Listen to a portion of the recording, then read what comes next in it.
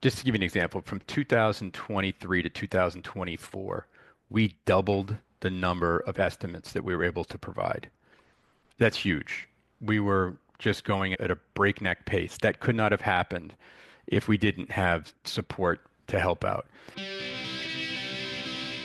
Welcome to the Great Talent, Great Business podcast, your go-to resource for building exceptional teams and thriving businesses. Each episode delivers actionable insights on harnessing offshore talent, integrating innovative technology, cultivating a vibrant company culture, and attracting and retaining top performers. Subscribe now to never miss an episode. For more resources, visit greattalentpodcast.com, where you can download this episode's free worksheet designed to help you apply today's insight to your business. And now, here's your host, Rob Levin.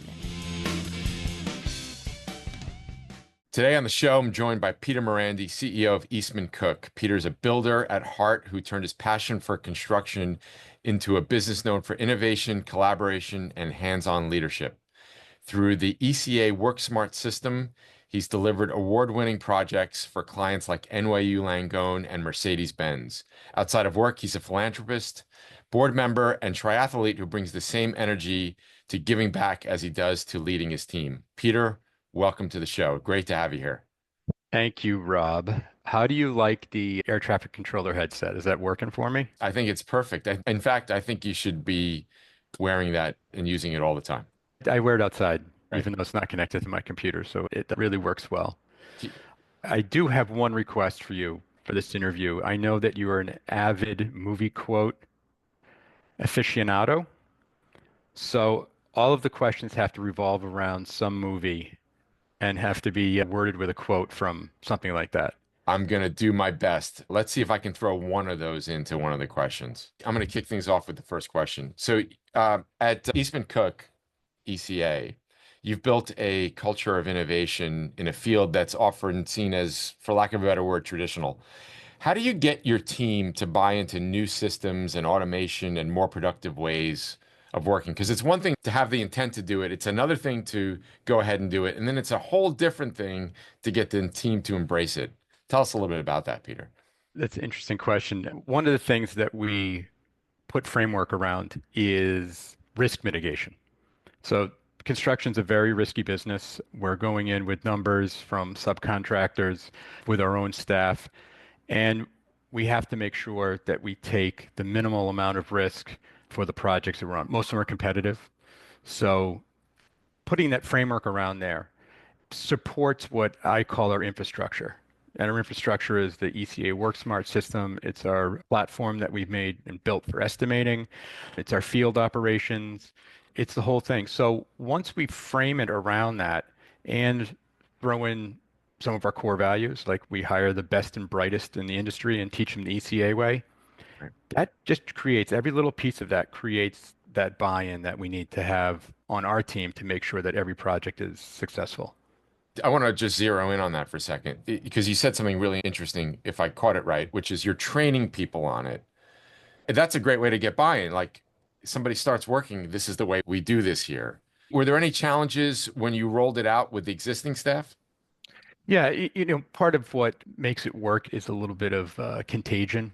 It's that there's always this feeling like if you're not doing it the same way, you're not part of the club, you're not part of the group. And it does get called out. Very often, I say to everyone, if it doesn't get measured, it doesn't get done. So not only we're going through the process, but also what we're doing is we're measuring that. We're developed KPIs.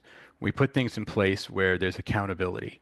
And I don't think that anyone in the company wants to be the person who's not living up to that expectation that we put out there. So it also bounces off many people in the company. It's not just a singular piece of information or task that has to be done. This really is a team, a group effort. And that's why it's so important that we have the right people on board. It sounds like it's a fundamental part of your culture, which is that's how you get everybody to buy in when it's ingrained in how you do business. By the We're way, entrepreneurs. That's one thing that we absolutely say it's part of our core values is that we want to give our clients an opportunity to do what they do best and leave the construction to us. And at the same time, I remind everyone in the company all the time that we are entrepreneurs. We're in this to provide great service and provide great projects. And we all need to think about this as our company, that we all feed up to a bit of a greater purpose for the company itself. Is the training, is that like a one-time thing or is this an ongoing thing? And when I say training, it's not just training, but it's continually making sure that the ECA Work Smart system is front of mind and the details are being paid attention to. One of the things that we do is that all of our remote professionals do all the scheduling for that. So they have access to everyone's calendar and can see where it fits in. And they put it on my calendar as well as following. So I can just look at that without even having a KPI, without even having any tracking mechanism. I can see that those processes are being followed because I see them all over my calendar. And once they're there, I always say all the time, if it's not on the calendar, it's not going to happen. So it's really important that it's scheduled and it works with everyone's scheduled and it doesn't get rescheduled 8 times. When it's on there, everybody's doing it and it Priority. happens. It's absolutely a priority. Gotcha. Well said, well spoken. There's the movie quote for those of you paying attention. You're known for being a hands-on leader. This is just jumping around to a different topic here. When did you first realize the value in having an assistant for yourself, and how has that impacted it and or changed the way that you work and lead? I think I realized the need for it before I had an assistant. Right. And to your quote, I will quote you right now. If you don't have an assistant, you are your assistant. Did I get that right? It's or you are one. Oh, you are and, one. and I Okay. borrowed that from Jack Daly, just so Jack gets props there. Yeah. Okay. No problem. Once that connection was made, once we went through the interview process and found the right person, and let me tell you that little story about how we found Sandra. When we were doing the interviews, one of the things I always ask is, tell me a little something about your personal life. What do you like to do in your free time, for example? And most of the answers are pretty generic. Oh, I like to spend time with my dog and my family. Sandra answered the question with, I make miniatures. And I had no idea what she was talking about. She said, I make miniature models. I said, can you show me? And so she did, and she brought this model that she had made of a house, something that probably was in Asia, beautiful details and things like that. That was the deciding point right there that I knew that she was detail oriented. And that was the selling point. That was the one that I knew was going to make sure that everything was taken care of with such great detail. And from that point forward, it has been. It became, in the start of this, my partner and I shared an assistant. And it relatively quickly, we figured out that the things that we could have our assistants working on with us, we couldn't have just one that we split. We had to have two. I had to have my own remote professional because I just found the efficiency that came out of it so great. So was it because there was just so much more you can accomplish with having a dedicated assistant? And can you give us a little bit of insight on the impact, maybe a few examples, the impact that having an assistant has had for you? Yeah, absolutely. You were right. I'm out in the field a lot. That's part of our business. We're out putting literally and figuratively putting bricks on top of bricks all the time. The technology in construction hasn't changed that much. We brought some things in that have helped us do it. But at the end of the day, it's craft workers doing their craft, putting up a building that's going to last the test of time. But because of that, I'm limited to how much time I can spend on my computer checking emails, how much time I have to schedule different calls and different introductions that I want to do. Something simple like making reservations. All of that has been taken off my plate. Now, Carla checks all of my emails, goes through them every 15 minutes or so, and then sends me a text message. Hey, you got a really important email. You need to open up and look at this. Gets rid of all the junk, all the garbage. She has them on priority action needed, priority no action needed for your information, and lets me know the important things that are coming through. But it just doesn't stop there. Then she asks the question, should I set up a meeting with this person? Should I respond to them? What would you like me to say back to them? It's not just a reporting mechanism, it's an action mechanism.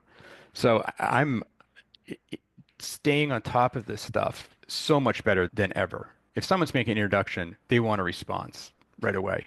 If I don't get my emails for a day or two because I've been out running around in the field, it's disrespectful, frankly. What I also heard here, Peter, is that not only is she making sure that something important is getting your attention, but you're not the one checking your email every 15 or 60 minutes, which Yeah. allows you to be fully committed to whatever it is you're working on at the time. Obviously, where there's a much higher value than just the act of checking your email. So thanks for sharing that.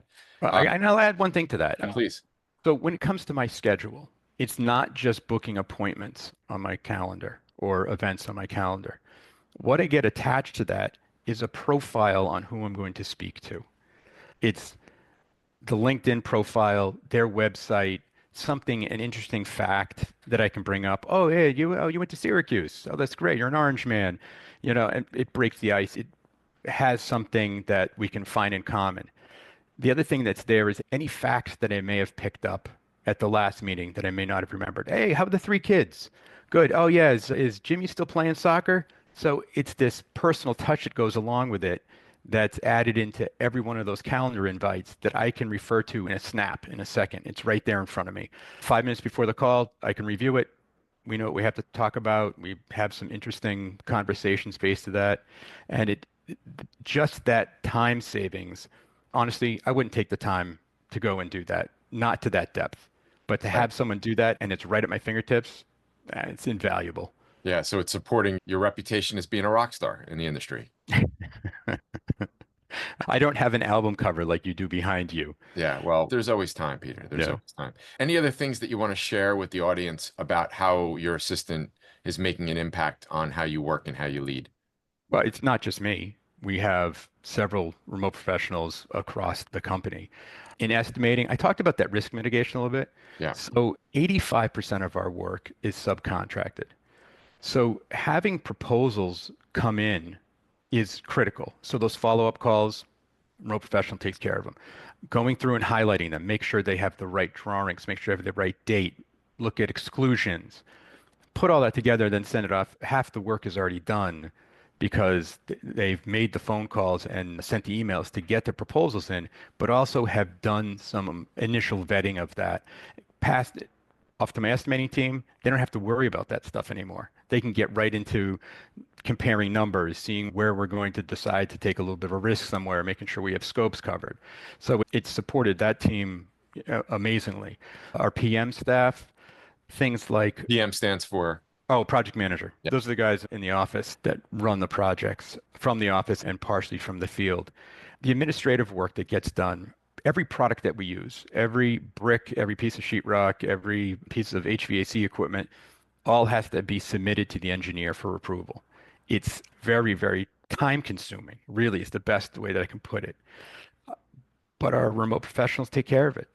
They get them in from the subcontractors, they send them to the architect, they do all that process so they can hand it off to the project management team and they know that the material is approved and then can go and get ordered. It's very easy to miss that step because of everything that's going on out in the field. Yeah, if we look at either the estimating department or the project manager department, and you got an assistant, you're referring to them as a remote professional. I'm going to call them an assistant just so all the members of the audience will understand what we're talking about here. What has the impact been? You mentioned that they're doing things that sometimes get missed, et cetera, but what has the impact been, let's say the estimating department, on having an assistant there?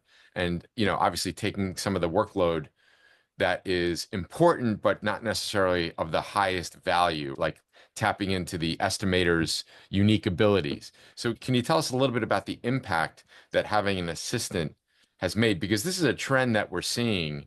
You were one of the companies, the first companies that I think got on this saying, hey, all right, an assistant's been great for me. If I can bring an assistant for some of the departments here, we're going to get a benefit too. So can you tell us a little bit about that benefit, let's say in the estimating department? Sure. Because 85% of our work is subcontracted, we have to have great coverage when we're receiving bids in from those subcontractors. We need 3 numbers, 4 numbers that we compare against each other. What did one subcontractor have versus another? What was their inclusions, exclusions? What was their scope of work? Without that, it's really difficult to understand what the value of a trade is. If we compare two or three and they're about the same numbers, it seems like that's the market price. If there's one number that's abnormally high or low, this is, anomaly in there, something's off. Then it gives the opportunity for our estimating staff to go back and find out and dig a little bit deeper. It's that putting up those red flags, if you will, that something is not quite the way it is with. But if we only have one bid, it really is tough to understand the risk that our company is going in with on a project, that they have the full scope covered, that they have the right number. So just all that upfront work, making sure that we bring those proposals in, that they've been vetted. I know this sounds crazy, but we'll get proposals in that are based on the wrong drawings. So, I believe it. and who knows what was included and not included in that because they don't have the right drawings. Just taking the highlighter and putting it there and saying, yes, that's correct. And if it's wrong, the assistant goes and calls back the subcontractor and says, you're bidding the wrong set of drawings. Oh my God, I didn't see the email that you sent. Oh, can you resend it? Sure. They have access to all of our systems. This episode is brought to you by Work Better Now, your trusted partner for getting high-performing talent from Latin America. Our clients tell us that partnering with Work Better Now has transformed their businesses by providing the proactive, reliable, and skilled professionals that they need to thrive. Ready to build your dream team? Visit workbetternow.com to schedule your consultation today. As a special thank you to listeners of the Great Talent, Great Business podcast, we're offering $150 off your first 3 months. Just mention Great Talent during your consult. Join the businesses building their dream teams and take the next step in transforming yours today. Can you go into a little bit more detail on what has the impact been on the estimators in the department? In other words, now they don't have to do this work. What has the impact been in the fact that they don't have to do that work? They can now do what? Or what is the impact? Have you seen more bids getting accepted, or are you able to have faster cycle time? Can you tell us a little bit more about that? A little bit of all of that. Just to give you an example, from 2023 to 2024, we doubled the number of estimates that we were able to provide. That's huge. We were just going at a breakneck pace. That could not have happened if we didn't have support to help out. It also allows our estimators to do what they do best, which is figure out the plans, understand what the gaps are, how are we servicing our client the best by giving them the right value on a project, taking that information and feeding enough to our project management and our field staff to get a schedule built, understanding all the requirements that are in RFP. The efficiency that's provided there, it does help us increase the numbers of estimates we can get out a year, but the accuracy has gone up. So we see gains in our win rate. We've almost eliminated in the company non-billable change orders. That's when a subcontractor says, this is not in my scope, it wasn't included, and now I'm going to bill you for it. Right. We've almost eliminated it. It was Your clients must love that. Well, the problem is it's something that can't go back to the client to be billed. So it's your profitability. Yeah. Wow. Sounds like you're getting a huge ROI from having an assistant in some of these departments. Oh, absolutely. And I think that one of the things that we had to work at the most is just explaining how important that role is, how that shapes the company through our risk profile, through the win rates that we've had, that this is a critical part of our business. It just doesn't happen. There's no way we could do that kind of work without having the right support staff there. It's very powerful. When I think about the construction industry, to me, it's a very boots on the ground type of industry. How has your team adapted to bringing in remote, in your case, offshore talent? And what have you learned from that? And or what did you do to get the team to embrace these people that are not only not in the office, they're actually not even in the country? Ease of communication. We are using virtual meetings every week for all of our meetings. The communication just works so well. And it's tailored to each individual in the company. I'm a text guy because I can't always get to my emails. I want everything texted to me. Other guys that are in here want emails. It supports the infrastructure that we have here. And I was alluding to before, all of our assistants have access to all of our systems. So they can see what we do, but also they're part of that process. It's not just a pass an email from one person to another person. It's be able to see where you can put those into our system, where the critical parts of that entry are there.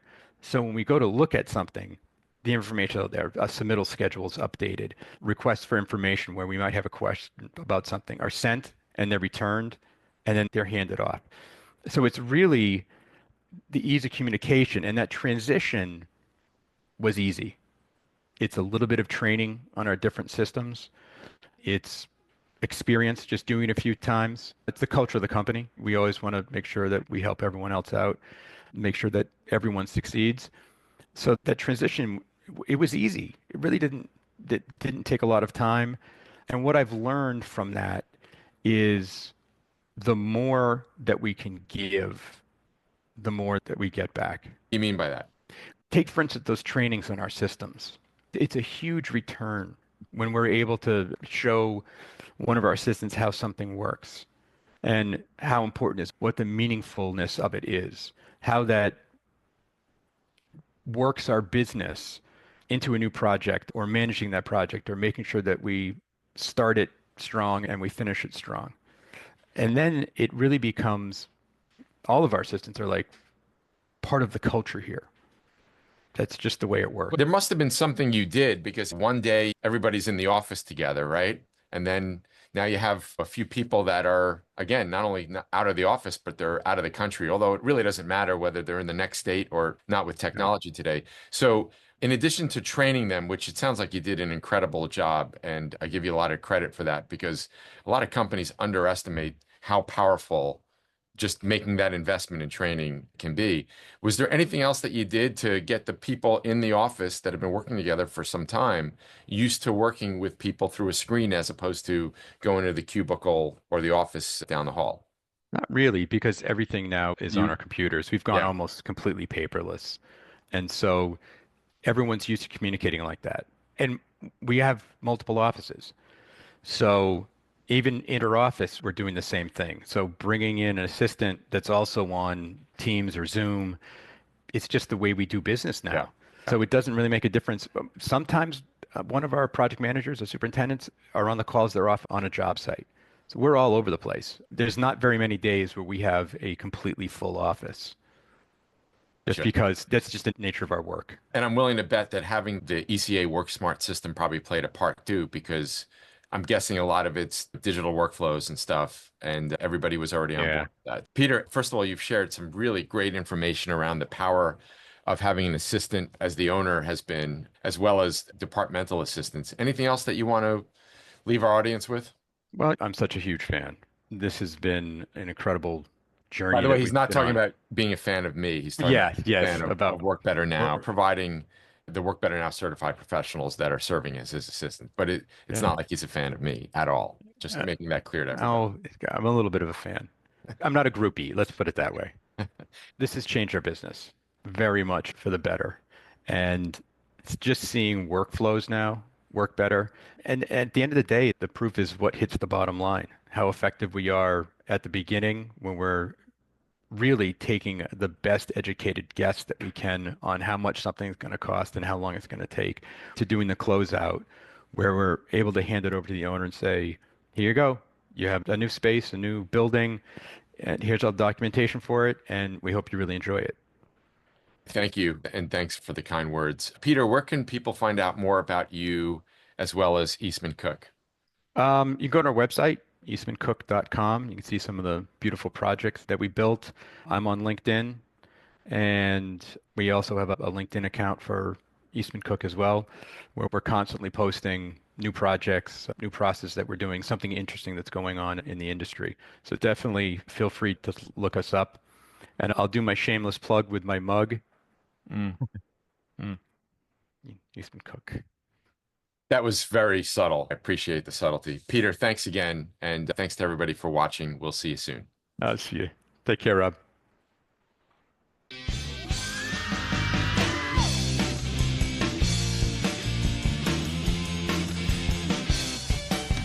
Thanks for listening. The Great Talent, Great Business podcast is brought to you by Work Better Now.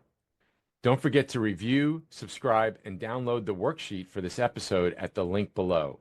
If you'd like to connect with us, you can find us on LinkedIn at Great Talent, Great Business, or visit greattalentpodcast.com.